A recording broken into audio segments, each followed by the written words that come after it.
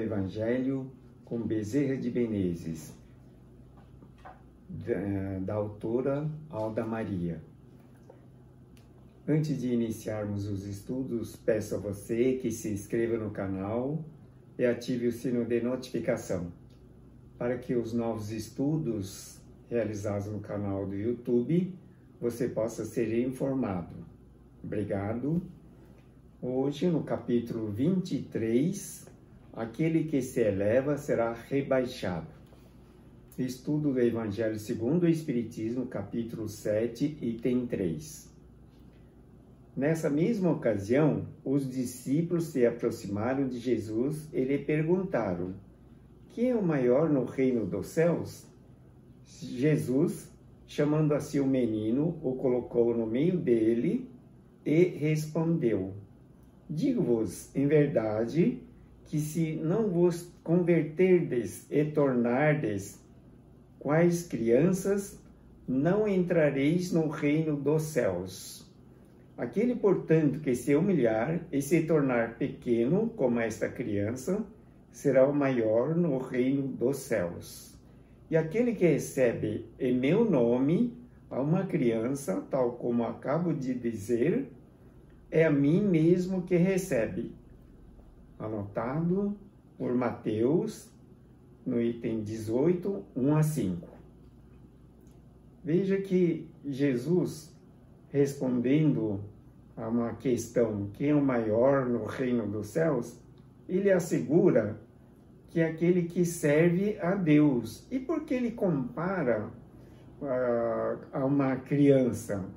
É porque a criança, do 0 até uns 8 a 10 anos, mantém a pureza do seu coração, não tem repercussões das vidas passadas e também não sofre muita interferência dos pais ou das pessoas ao redor. Daí, passado dos 10 anos, começa a refletir melhor sobre os conhecimentos adquiridos através das pessoas ao redor e também começa-se a conectar com as suas vivências do passado ou de vidas anteriores. A miúde, o homem responde ao movimento da vida com imensas expressões de orgulho que emergem de sua intimidade espontaneamente, retratando sua personalidade prepotente e vaidosa. Por que acontece isso na vida de um homem? Quando, no movimento da vida, diz aqui, com imensas expressões de orgulho que emergem de sua intimidade espontaneamente. Ocorre que o ser humano, ele carrega dentro de si uma situação, uma camada da alma denominada subconsciente, que é onde ficam gravados todas as informações de suas vidas passadas. Daí, em muitas circunstâncias, denominamos os acontecimentos negativos gravados na alma como karmas negativos. E, notadamente, o homem na vida adulta, ele expressa, na sua maioria, as questões do passado, do seu karma. E, por provável que não consiga revelar boas qualidades na vida presente ou na existência atual. Para que isso aconteça, é preciso um grandioso esforço de transformação, notadamente, como diz aqui, através da prece, através do trabalho do bem realizado ao próximo e no esforço de ampliar o conhecimento do Evangelho do Reino ensinado pelo Senhor Jesus. Portanto, o homem que expressa na sua vida os sentimentos de orgulho, de egoísmo, é porque, na verdade, está manifestando o seu karma negativo do passado, tornando-se uma figura difícil de mudar, a não ser que se faça um grande esforço de transformação. Ou, como disse Jesus, necessário renascer de novo. No entendimento cristão de que não existem privilégios nas leis de Deus, o indivíduo deve reagir imediatamente a essas expressões de orgulho, transmutando tão poderosa energia com auxílio da prece, a fim de que a atitude infeliz gerada pelo orgulho dê lugar à simplicidade. Então veja que o orientador, Espírito Bezerra de Menezes, ele assegura que para cortar as influências negativas do passado que fluem da sua intimidade, do seu ser, como expressões de orgulho, devem ser transmutados com a energia e auxílio da prece, né? A fim de que a atitude infeliz seja modificada, dando lugar à simplicidade.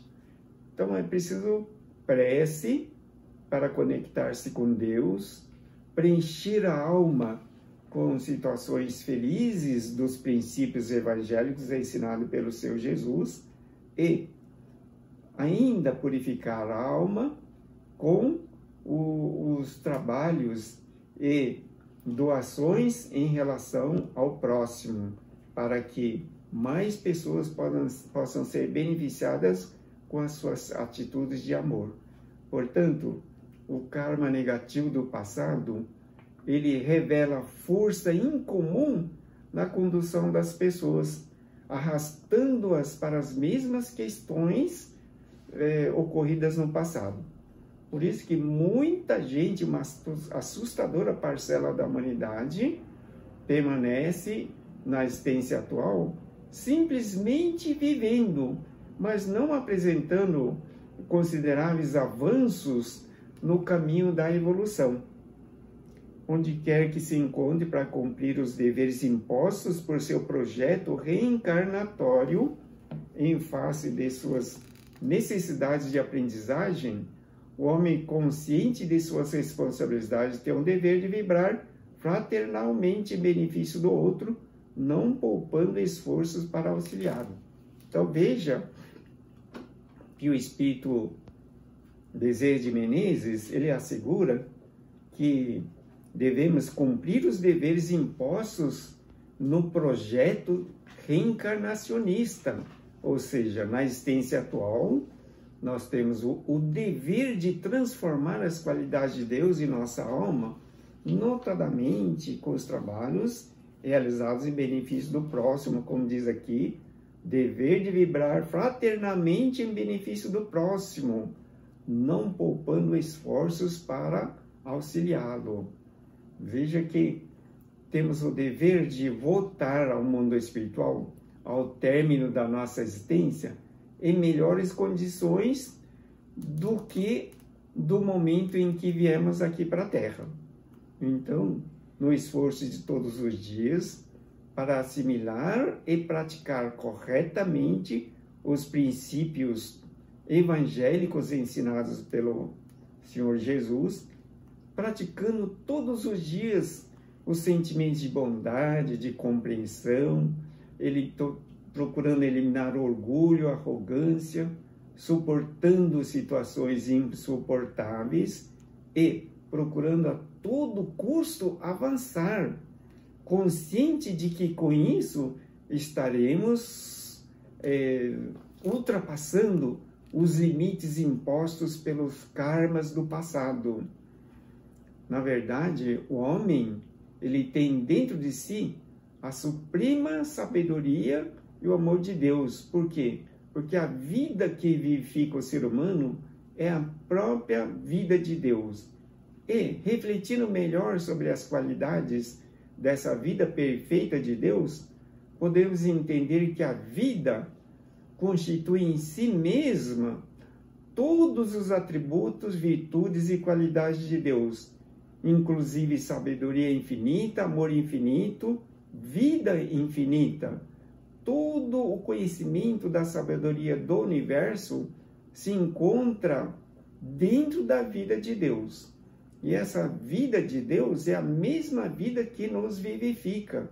Por isso, conscientizando desse fato de que somos vida perfeita de Deus, fazer todo o esforço de superar os entraves, os obstáculos promovidos pelos karmas do passado, entendendo que tudo isso revela a nossa capacidade de evoluir.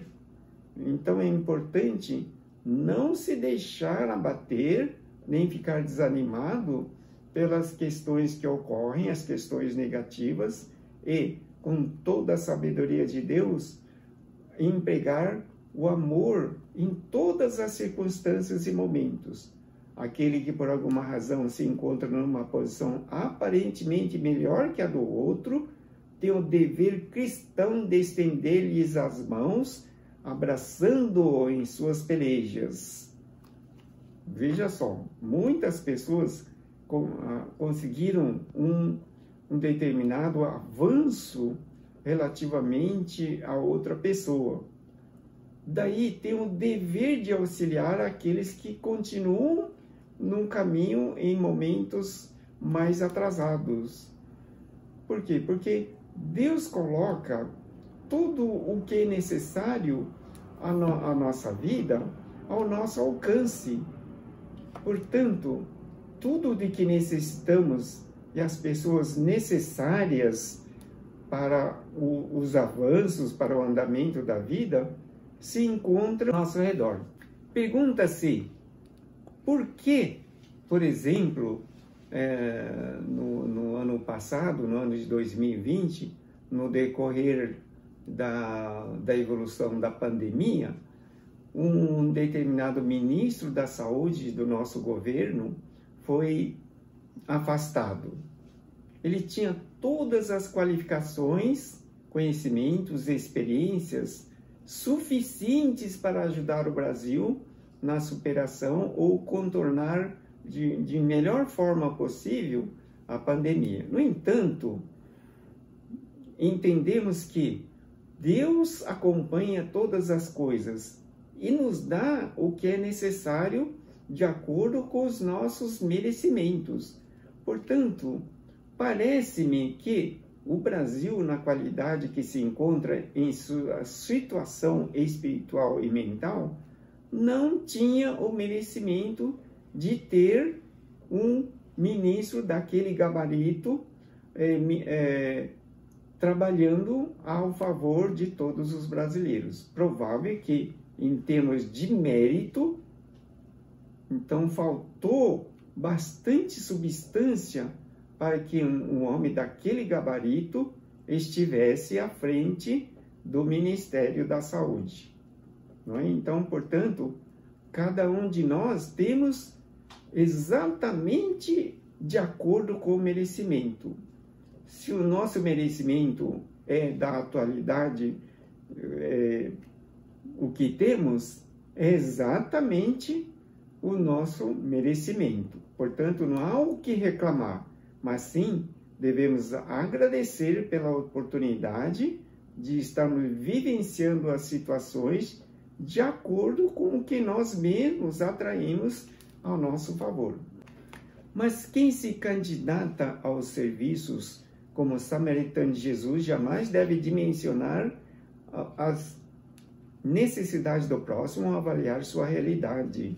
Atitudes que denotam arrogância e sensação de superioridade não condizentes com os ensinamentos do Mestre, que asseverou que todos os homens são iguais, pois todos somos filhos de Deus. Portanto,